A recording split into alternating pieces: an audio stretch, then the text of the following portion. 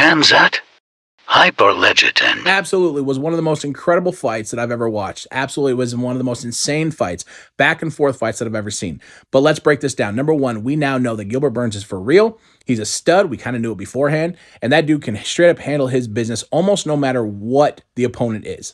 Number two, in my opinion, Khamzat was overhyped. I mean, for fuck's sake, we're sitting here hearing that this dude's going to be the first triple champ ever.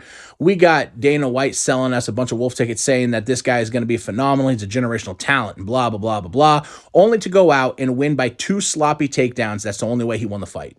In fact, at the end of the day, an argument could easily be made that he lost that fight, but it's okay. It's so close either way. I don't mind the decision. Now, 2 things happened.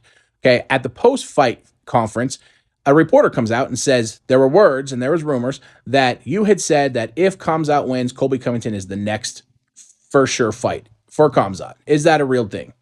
Dana White's response is, well, yeah, that fight makes sense, but we don't know because beforehand there were so many dudes that didn't want to fight this guy. And now, after seeing him fight tonight, there's a lot of people in the air who want a piece of him, I'm sure.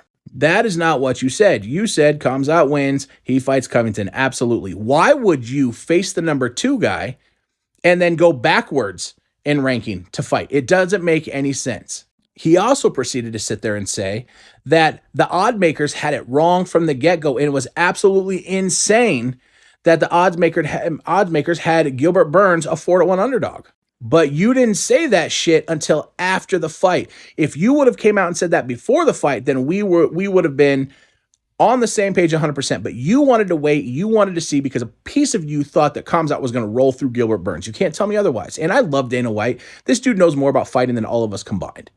At the same time, Dana White knows that that dude is not ready for Colby Covington, and he's damn sure not ready for Usman. I'll be straight out honest. I don't know if he's ready for Stephen Thompson. And as much as I don't like Masvidal, if he tries to stand with Masvidal, I think Masvidal would put him down. Again, let me reiterate, Dana White is a genius when it comes to the UFC and MMA. He is the king of MMA. He is that man, and I respect everything he says. I love the dude. I'm a huge fan of Dana White.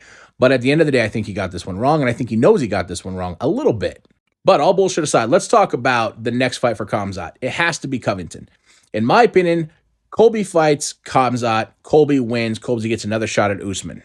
Burns fights Masvidal. Burns wins because Masvidal's garbage. Burns wins, and Burns stays in the mix in the top tier, and Masvidal falls down the rankings. And for any of you Masvidal fans that are going to sit there and say that Masvidal is an awesome, great fighter, stop being a fanboy. The guy is a brawler. He's an exciting fighter. He's not a great fighter. Sorry for the 3-minute video. What is your opinion?